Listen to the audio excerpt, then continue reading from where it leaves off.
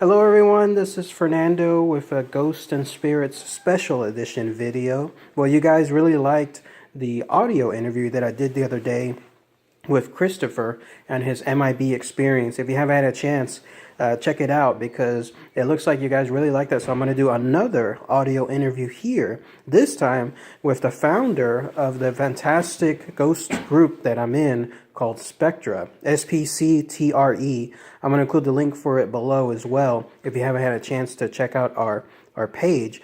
But our founder, Jerry Ray, he is here. We just finished another investigation in Gonzales at the Gonzales Prison Museum, and he's been kind enough to allow just a few minutes so that way I could interview him and ask some questions with regards to his own paranormal experiences and then about the group itself.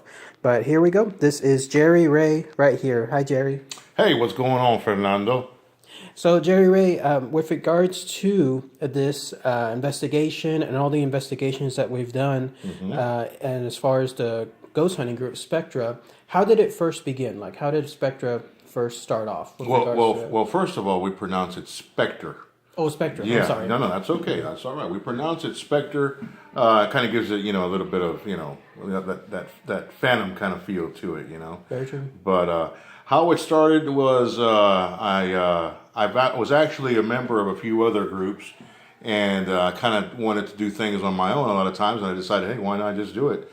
So I had already recruited a few people that I had known for a while, and I asked them. I said, "Hey, if I put something together, do you think you guys would like to, join up with me?" Yeah.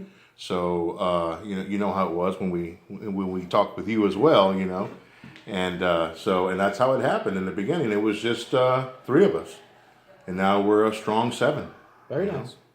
Yeah, and I was very fortunate to join this group about last year or so officially as a member. That's right. What would you say the biggest difference is when it comes to our groups compared to others, like the way we like to do things on our investigations? Well, first of all, I don't know, except from what I have seen being with other groups, I like to keep things real as far as when we do an investigation, especially in a place that is supposedly has a lot of activity.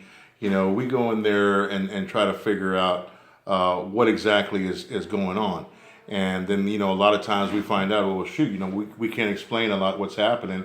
So it just becomes a place that, it's haunted. So we go on based upon that. And then when we do, clients, when we go to their homes, a lot of times they're like, we have something going on here. Can you please come and check it out? So a lot of times we go to these places and, it's nothing that's paranormal. Yeah. It's something that can be explained. And, a lot of our clients, they're real happy to find out, well, hey, I was feeling this way because, the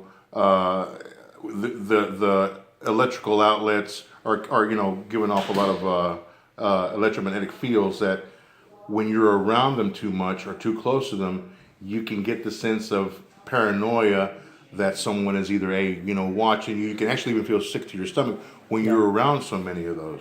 So when I say it's different things that we do, we go in there and try to pinpoint, what exactly is taking place. We don't go in there yelling and screaming and hollering like a bunch of these people do on these TV shows. We go in there and try to find, the root of the problem, find a solution, and possibly help that family out the best we can. I was about to ask, we don't go in there specifically like to provoke things, correct? That is correct. We're simply there to, like you said, keep things real, gather evidence, try to hopefully in some cases debunk certain things. Which we have a lot of times. You've been there when we've done that. Yeah. And that's the thing is we want to be as real as we can be. We don't want to, be one of those teams that people are going to say, well, yeah, they just, they go basically and start hollering and screaming and acting like a bunch of wild Indians, which is something that we don't do. We just try to keep it real, try to keep it real with our clients and places that we go to investigate, like, Yoakum or Yorktown or the Gonzales jail that we just got through doing. We try to keep it real, and that's what we're about. And then just two more questions. The first one is, what is you believe the best evidence that you've ever seen or captured? What? I'm sorry. What do you believe is the best evidence that you've ever seen Oh, or the captured? best evidence that we've ever captured is going to be all on the page that we have. Every bit. And I would have to say that the best stuff that we have was a lot of stuff that we captured from La Bahia, Presidio La Bahia. Presidio La Bahia and Goliad. A lot of the good stuff also happened in Yoakum last year when we went out there, where you witnessed that as well. We've had some wonderful evidence here at the jail museum in Gonzales, but the best I have to say comes from La Bahia. Presidio La Bahia. Presidio La Bahia.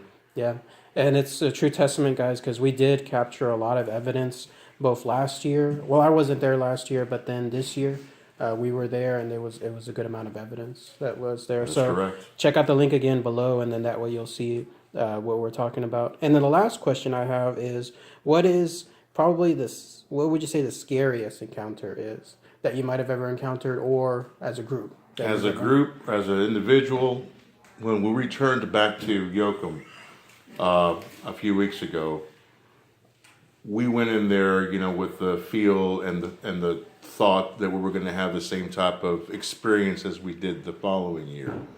Well, that didn't happen this time.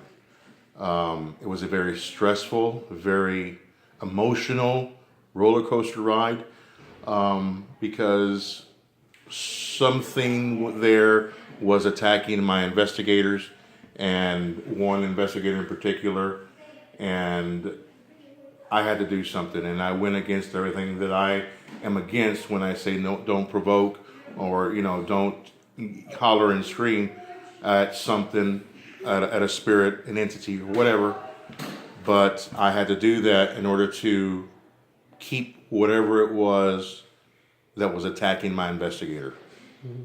And that, I have to say, was about the scariest thing I've ever had happen, because for an entire week I was just drained, no energy, it was an awful feeling. My body ached. It was like I hadn't slept for days, and that's what I felt like. Wow. And I had to go and see my mom, and my mom, she follows the old Mexican ways of, whenever something bad happens like that, there's things that she does. She does a prayer, and I felt better afterwards. So, but that, I don't think we're going to be going back to Yoakum unless we go with another team, and then even then, it's up for discussion. Okay. Well, all right. Well, that's it, everybody. Great interview. Thank you so much again, Jerry Ray, for taking some time out for this. Absolutely. And again, check out, guys, the link below to our official page. You'll see all the evidence that we were talking about, especially with regards to that last part with Yoakum. I have my videos posted there too, and then all the evidence from everyone else gathered there. And yeah, we have more plans, more trips happening the rest of this year, and you'll be the first to know. So, all right, everybody. Thanks again as always. Take care.